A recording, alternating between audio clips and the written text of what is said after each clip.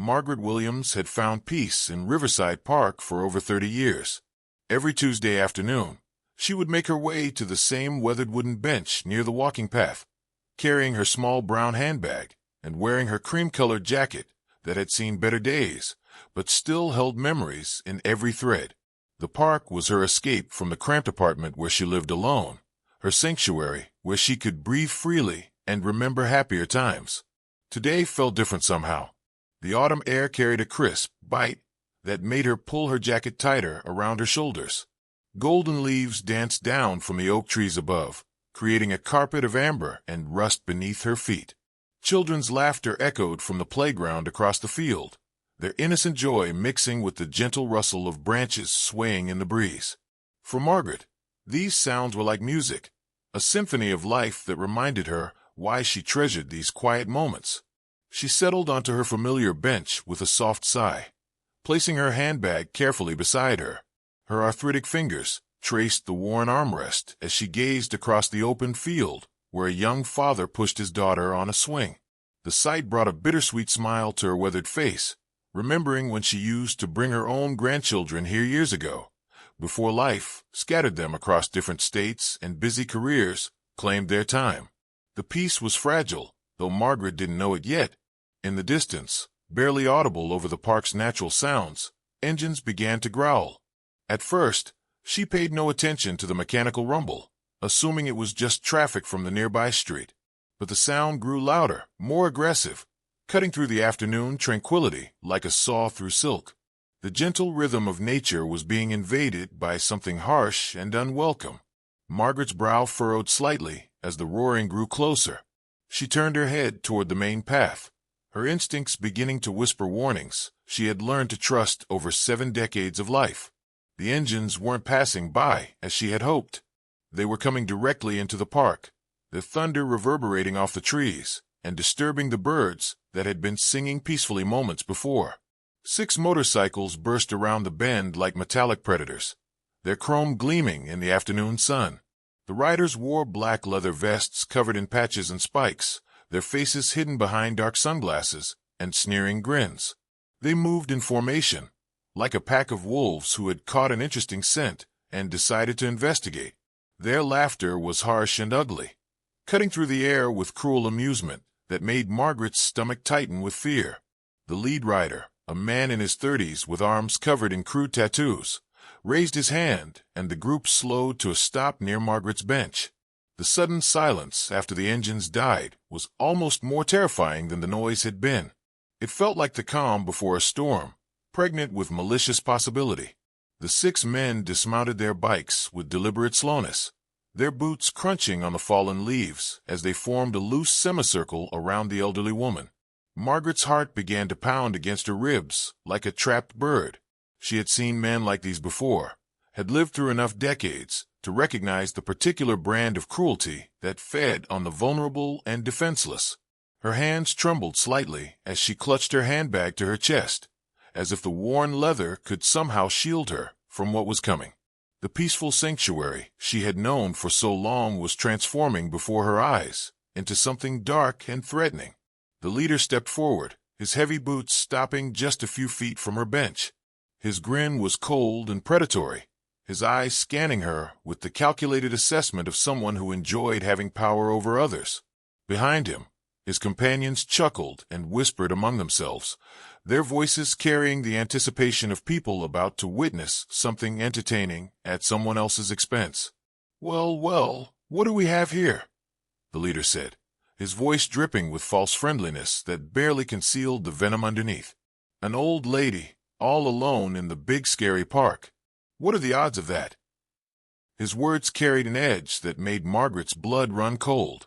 She could hear the racism lurking beneath his tone, the particular hatred she had encountered too many times throughout her life, but had hoped to leave behind in this peaceful place. Margaret tried to keep her voice steady as she responded, though fear made her words come out as barely more than a whisper. "Please, I'm just sitting here quietly. I don't want any trouble." But even as she spoke, she knew her words would only encourage them. Predators like these fed on fear, and despite her efforts to appear calm, she knew they could smell her terror like sharks scenting blood in the water. The gang's laughter erupted around her, harsh and mocking. The sound echoed off the trees and seemed to pollute the very air of the park that had been her refuge. Margaret closed her eyes for a moment and said a silent prayer, hoping desperately that anyone, might come along the path and interrupt this nightmare before it truly began. The leader's grin widened as he saw the fear in Margaret's eyes, feeding off her obvious distress, like a parasite drawing sustenance from its host. He took another step closer, his shadow falling across her small frame and blocking out the warm afternoon sun.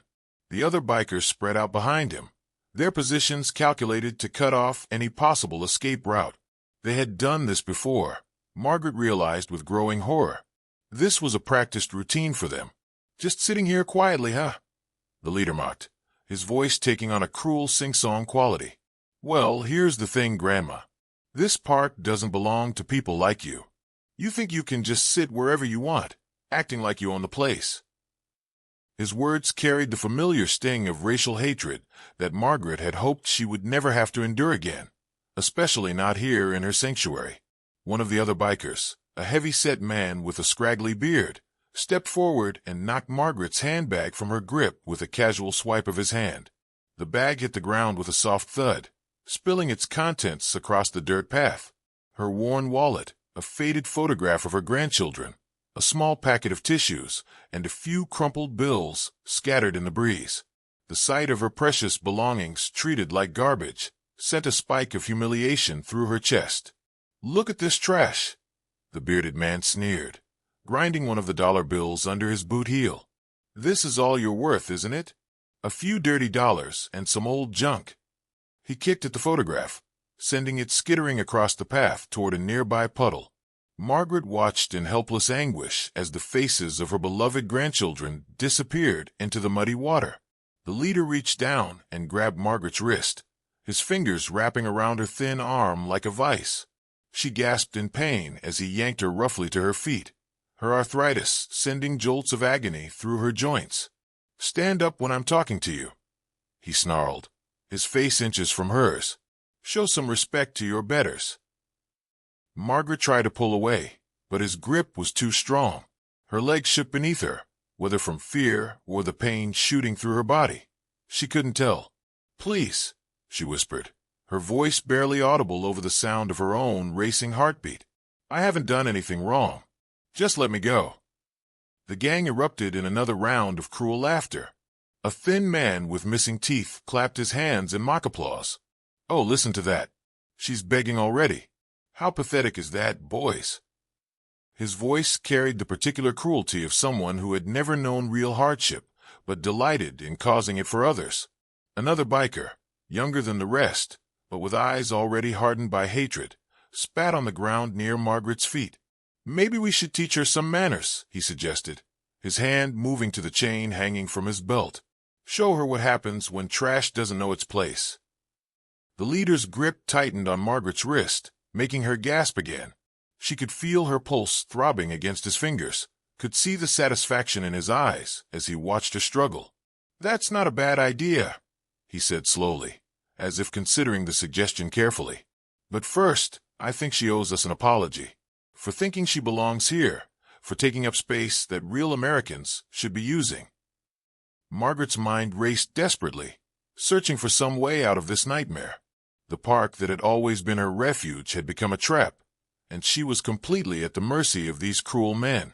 She could see other people in the distance, a jogger on the far path, a woman walking her dog, but they were too far away to help, and she suspected that even if they were closer, they would be too afraid to intervene.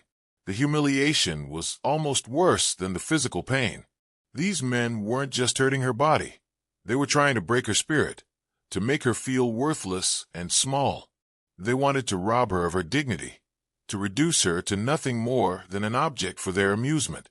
The realization filled her with a mixture of terror and stubborn defiance that surprised even herself. I said apologize, the leader repeated, shaking her arm roughly. Tell us you're sorry for thinking you belong here. Say you're nothing but garbage that doesn't deserve to breathe the same air as decent people. His words were designed to cut deep, to find the most vulnerable parts of her psyche and tear them apart. Margaret's lips trembled as she fought back tears. She had survived the civil rights era, had endured decades of prejudice and hatred, had buried a husband and raised children in a world that often seemed determined to crush her spirit. But she had never broken, had never let them win completely. Even now, with her body shaking and her heart hammering against her ribs, a small flame of defiance flickered in her chest. "No," she whispered, so quietly that the word was almost lost in the breeze. But the leader heard it, and his face darkened with rage. The other bikers leaned forward, sensing that their entertainment was about to become more interesting. Margaret straightened her spine as much as her aching body would allow, and repeated herself, louder this time. "No, I won't apologize for existing." The silence that followed her words was electric with tension. For a moment, even the wind seemed to hold its breath, waiting to see what would happen next. The leader's face contorted with fury, his grip on her wrist becoming painful enough to make her bones creak. Behind him, his followers muttered among themselves, their excitement growing at the prospect of witnessing her spirit finally break under their leader's wrath. The leader's rage was building to a dangerous crescendo when the sound of approaching footsteps cut through the tension like thunder rolling across the park. Heavy, confident steps crunched through the fallen leaves, growing louder with each passing second. The bikers turned their heads toward the sound, expecting to see another easy target or perhaps a frightened passerby who would quickly scurry away from the scene. Instead, two imposing figures emerged from the tree-lined path, walking side by side with the kind of presence that immediately commanded attention. Both men were dressed in simple workout clothes, athletic shorts, moisture-wicking shirts, and running shoes. But there was nothing simple about their bearing. They moved with the fluid confidence of individuals who had never met a challenge they couldn't handle, their powerful frames suggesting years of disciplined training and unshakable determination. John Cena was the first to spot the scene unfolding near the bench. His piercing blue eyes quickly assessed the situation, the elderly woman being manhandled by the gang leader, her belongings scattered across the ground, the circle of laughing predators surrounding their helpless victim. His jaw tightened as righteous anger flooded through his veins, but his expression remained controlled, focused. He had faced bullies before, both in and out of the ring, and he knew exactly how to deal with them. Beside him, Dwayne Johnson's dark eyes narrowed as he took in the tableau of cruelty playing out before them. The easy smile he had been wearing from their casual conversation vanished, replaced by an expression of granite-hard determination. His massive hands slowly clenched into fists as he watched the gang leader tighten his grip on the elderly woman's wrist, her obvious pain and fear triggering every protective instinct in his powerful body. Neither man needed to discuss what they were going to do. Some situations required immediate action, and this was clearly one of them. They had both built their careers on the principle of standing up for what was right, of using their strength to protect those who couldn't protect themselves. This moment was no different from countless others, where they had stepped forward to face down injustice. Except this time there were no cameras, no crowds, no scripts, just raw human decency demanding they act. "Let her go." Cena's voice cut through the air like a blade, carrying the authority of someone who was accustomed to being obeyed. The command was simple, direct, and utterly non-negotiable. There was no question in his tone, no room for debate. It was a statement of fact. The woman would be released, one way or another. The gang leader's head snapped toward the newcomers, his sneer faltering slightly as he took in their impressive physiques. But after a moment of uncertainty, his arrogance reasserted itself. He had 6 men with him, after all, and these 2 looked like nothing more than gym rats who spent too much time lifting weights and not enough time learning how the real world worked. His grip on Margaret's wrist loosened slightly, but he didn't release her. "And who the hell are you supposed to be?"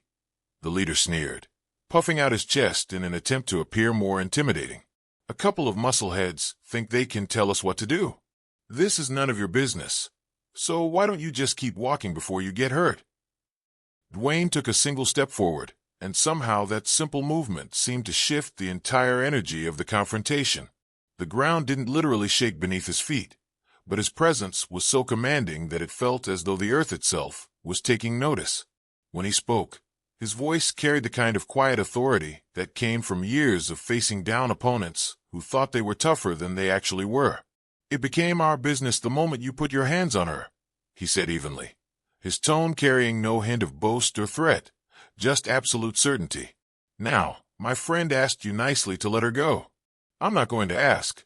I'm telling you, release her immediately, or we'll release her ourselves." Margaret felt a surge of hope flood through her chest as she looked at these two unexpected saviors. She didn't recognize them, couldn't place their faces, but there was something about their calm confidence that told her these weren't ordinary men.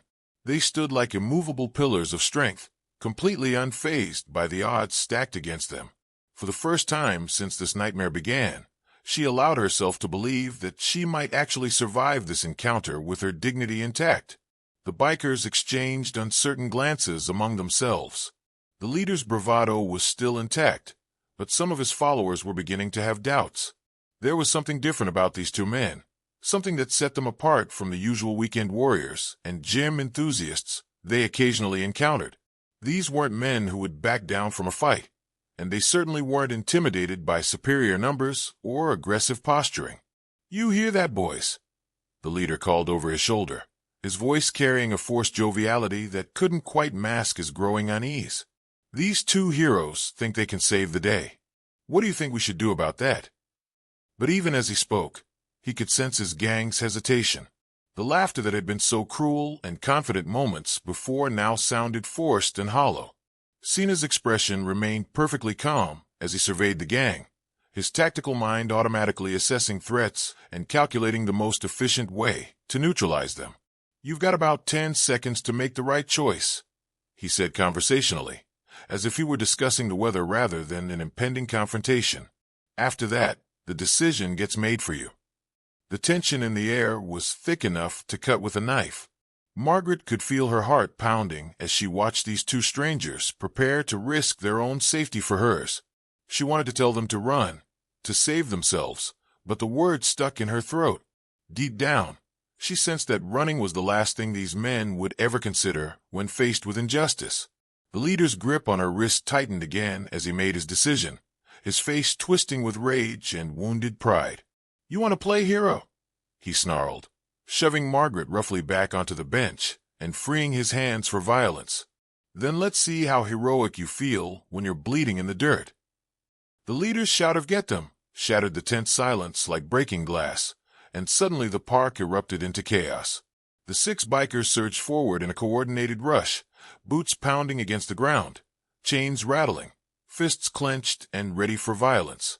They moved like a pack of wolves closing in for the kill, confident that their superior numbers would quickly overwhelm the two men who had dared to challenge them. But John Cena and Dwayne Johnson weren't ordinary men, and this wasn't their first time facing impossible odds. As the first wave of attackers reached them, both men exploded into action with the kind of devastating precision that only came from years of professional combat training. The bikers had expected to face a couple of gym enthusiasts who would crumble at the first sign of real violence. Instead, they found themselves going up against 2 of the most skilled fighters in the world. The first biker to reach Cena came in swinging wildly, his fist aimed at what he thought would be an easy target. Instead, Cena sidestepped with fluid grace, caught the man's arm in mid-swing, and used his own momentum against him. In one explosive motion, Cena lifted the biker clean off his feet and drove him into the ground with a thunderous impact that sent shockwaves through the earth. The man's body bounced once before going completely still, his consciousness scattered along with his arrogance. Another attacker tried to catch Cena from behind, wrapping his arms around his waist in an attempted bear hug. But Cena's core strength was legendary, and he simply flexed his abdominal muscles and threw his elbows backward. The sharp impacts caught his attacker in the ribs with bone-crushing force, doubling him over in agony. Without missing a beat, Cena spun around and delivered a devastating uppercut that lifted the biker off his feet and sent him crashing into a nearby tree trunk. Meanwhile, Dwayne was handling his own share of the assault with the kind of controlled fury that had made him a legend. 3 bikers had decided to rush him simultaneously, thinking that their combined mass would be enough to bring down even a man of his size. They couldn't have been more wrong. As they converged on him, Dwayne planted his feet like tree roots and met their charge head-on. The first attacker came in low, trying to tackle him around the waist. Dwayne simply reached down, grabbed the man by his leather vest, and lifted him effortlessly into the air. The biker's eyes went wide with shock as he found himself suspended 8 feet off the ground, his legs kicking uselessly at empty air. Dwayne held him there for a moment, letting him contemplate his situation, then drove him down onto the park's concrete path with earth-shaking force. The second attacker tried to blindside him with a chain, swinging the heavy links in a vicious arc toward Dwayne's head. But Dwayne's reflexes were honed by years of split-second timing, and he caught the chain in his bare hand without even looking. The metal links wrapped around his massive fist as he yanked hard, pulling the surprised biker completely off balance. A devastating clothesline sent the man spinning through the air before he crashed to the ground in a twisted heap. The third attacker, seeing his 2 companions dispatched so effortlessly, tried to change tactics and go for a weapon. He pulled a knife from his boot, the blade glinting in the afternoon sun as he lunged forward with desperate aggression. But Dwayne had faced armed opponents before, and a single knife held by an untrained thug posed no real threat to someone of his skill level. He sidestepped the clumsy thrust, grabbed the man's wrist, and applied pressure to a specific nerve cluster that sent the knife clattering harmlessly to the ground. Margaret watched in stunned amazement from her position on the bench, hardly able to believe what she was witnessing. These 2 men weren't just fighting back against their attackers, they were completely dominating them with a combination of raw power and technical skill that bordered on supernatural. Every movement was purposeful, every strike calculated for maximum effect, every defensive maneuver executed with flawless timing. The gang leader, watching his carefully planned assault fall apart in a matter of seconds, roared in frustration and decided to take matters into his own hands. He charged directly at Cena, pulling his own knife as he came. The blade was longer and more wicked-looking than the others, clearly his weapon of choice for serious intimidation. But if he thought a knife would give him any advantage against a man who had faced countless opponents in high-stakes combat, he was about to learn a painful lesson. Cena saw the attack coming from a mile away. As the leader lunged forward with a blade, Cena simply stepped aside and caught the man's wrist in an iron grip. The leader's eyes widened in shock as he realized he couldn't move his arm even an inch, couldn't bring the knife any closer to his target. Cena's grip was like being caught in a vise operated by a hydraulic press. With deliberate slowness, Cena began to apply pressure to the leader's wrist. The man's face contorted with pain as he felt the small bones in his hand beginning to compress under the relentless force. His fingers went numb, and the knife dropped from his nerveless grip to land point first in the dirt. Then, with one fluid motion, Cena spun the leader around and lifted him high above his head in a perfect military press before driving him down onto the ground with devastating force. The impact was so powerful that it seemed to shake the entire park. Birds exploded from nearby trees in startled flight, and the sound echoed off the surrounding buildings like a thunderclap. The leader's body hit the earth and bounced once before going completely limp, his consciousness scattered along with any remaining fight he might have had left in him. Dwayne finished off the last 2 attackers with methodical efficiency, treating them more like annoying obstacles than serious threats. One received a spinning heel kick that sent him flying backward into a trash can with the resounding crash. The other found himself lifted off the ground and slammed down with such force that he created a small crater in the soft earth of a nearby flower bed. In the aftermath of the brief but decisive battle, an almost supernatural quiet settled over the park. The only sounds were the groans and whimpers of defeated bikers scattered across the ground like broken toys, and the gentle rustling of leaves that seemed to whisper approval of justice finally served. The air itself felt cleaner somehow, as if the violence had purged something toxic from the atmosphere and left behind only the pure essence of righteous triumph. John Cena and Dwayne Johnson stood in the center of the destruction they had wrought, barely breathing hard despite having just dismantled 6 armed attackers in a matter of minutes. Their workout clothes were slightly disheveled, but neither man showed any sign of injury or fatigue. They surveyed their fallen opponents with the calm satisfaction of professionals who had completed a necessary but unpleasant task with characteristic efficiency. Margaret sat on her bench in stunned silence, her hands pressed to her chest as she tried to process what she had just witnessed. The terror that had gripped her heart for the past 20 minutes was slowly being replaced by overwhelming gratitude and disbelief. These two strangers had appeared out of nowhere like guardian angels and delivered her from a nightmare that she had been certain would end in her death or serious injury. Cena was the first to move, approaching Margaret with gentle steps and a reassuring smile.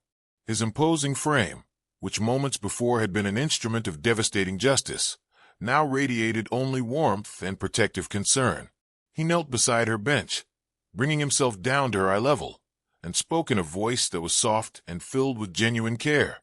"You're safe now, ma'am," he said, reaching out to gently touch her trembling hand. "They can't hurt you anymore. Are you injured?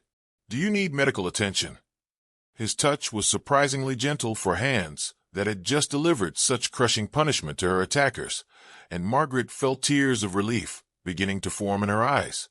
Dwayne approached more slowly, his attention split between comforting the victim and ensuring that none of the defeated bikers were foolish enough to attempt a second round of violence. His massive presence cast a protective shadow over Margaret as he scanned the scattered forms of their opponents, his dark eyes promising swift retribution for anyone who even thought about getting back up. "Thank you," Margaret whispered, her voice barely audible through her tears. "Thank you both so much. I thought they were going to kill me." The words came out in a rush, all the fear and desperation she had been holding back finally finding release now that the immediate danger had passed. Cena shook his head firmly, his grip on her hand tightening slightly in reassurance. "That was never going to happen," he said with absolute certainty. "Not while we were here. Not while anyone with a conscience was around to stop it." His words carried the weight of unshakable conviction, and Margaret found herself believing him completely. One by one, the beaten bikers began to stir, groaning and cursing as they slowly became aware of their situation. The leader was the last to regain consciousness, his eyes fluttering open to find himself staring up at Dwayne's imposing figure looming over him like a mountain of retribution. He tried to sit up, but a wave of dizziness and pain washed over him, forcing him back down. "Stay down," Dwayne advised in a voice that brooked no argument. "You've caused enough trouble for one day. In fact, you've caused enough trouble for several lifetimes." His tone was conversational, almost friendly, but the underlying threat was unmistakable. The leader's eyes darted frantically between the two men who had so thoroughly humiliated him and his gang, and Margaret could see the exact moment when his arrogance finally crumbled completely. Cena began gathering Margaret's scattered belongings from where they had been carelessly kicked and thrown around the area. He picked up each item with the same careful attention he would give to precious treasures, treating her worn wallet and damp photographs with the respect that the bikers had denied her. When he found the picture of her grandchildren, now muddy and water-stained, he cleaned it off as best he could before gently placing it back in her hands. "These are beautiful children," he said softly, looking at the photograph with genuine interest. "Your grandchildren?" Margaret nodded, unable to speak through the lump in her throat. The simple act of kindness, of treating her possessions and her life as worthy of respect, meant more to her than she could possibly express. The bikers were slowly pulling themselves to their feet, their movements painful and unsteady. Their earlier confidence had evaporated completely, replaced by the hollow-eyed look of men who had discovered that their perceived strength was nothing more than an illusion. They avoided eye contact with their victims, focusing instead on the ground as they limped toward their motorcycles with the defeated shuffle of thoroughly beaten men. The leader was the last to rise, his legs shaky and his face pale with pain and humiliation. He looked once toward Margaret, and for a moment she thought she saw something that might have been shame flicker across his features. But then his eyes hardened again, and she realized that men like him rarely learned from their defeats. They simply found new victims to abuse, weaker targets who couldn't call upon heroes for protection. Dwayne seemed to read her thoughts. He stepped forward and placed himself directly in the leader's path, his massive frame blocking any route of escape. When he spoke, his voice was quiet but carried the weight of absolute authority. "Listen carefully," he said, his words slow and deliberate. If we ever hear about you bothering this woman again, or anyone else for that matter, we'll come looking for you. And next time, we won't be nearly as gentle as we were today." The threat was delivered without theatrics or bravado, just a simple statement of fact that left no room for misinterpretation. The leader nodded frantically, his earlier defiance completely extinguished. He stumbled toward his motorcycle, his gang following behind him like whipped dogs. Within minutes, the roar of their engines was fading into the distance, carrying them away from a confrontation they would never forget and hopefully never repeat. As the sun began to set over the park, casting long golden rays through the trees, Margaret found herself walking slowly between her two protectors toward the park's main entrance. Cena and Dwayne flanked her like an honor guard, their presence ensuring that she felt completely safe for the first time in hours. "I still don't know who you are," Margaret said as they reached the edge of the park, "but I know that God sent you here today to save me. I'll never forget what you've done." Her words carried the deep gratitude of someone who had been given back her life and dignity when both seemed lost forever. Cena and Dwayne exchanged a meaningful look, a silent communication that spoke of shared values and unshakable friendship. They didn't need recognition or praise for what they had done. The knowledge that they had stood up for justice and protected someone who couldn't protect herself was reward enough. "We were just in the right place at the right time," Dwayne said modestly, though his words couldn't diminish the magnitude of what they had accomplished. Anyone would have done the same thing. But even as he spoke, all three of them knew that wasn't true. Many people would have walked past, unwilling to get involved, afraid to take risks for a stranger. As Margaret disappeared safely into the gathering dusk, Cena and Dwayne stood together at the edge of the park, looking back at the scene of their victory. The bench where Margaret had been terrorized now stood empty, but somehow peaceful, as if the very act of defending her had restored its status as a place of sanctuary rather than suffering. "You know," Dwayne said thoughtfully, "we came here just to walk off our workout. I guess the workout wasn't quite over yet." His words carried a hint of humor, but also deep satisfaction at a job well done. Cena nodded, allowing himself a small smile as they turned to leave. "Some workouts are more important than others," he replied, and this was definitely one of the important ones. They walked away side by side, their figures gradually blending into the shadows of approaching night. Behind them, the park settled back into its natural rhythms, but it now carried a story that would be remembered long after the last autumn leaf had fallen.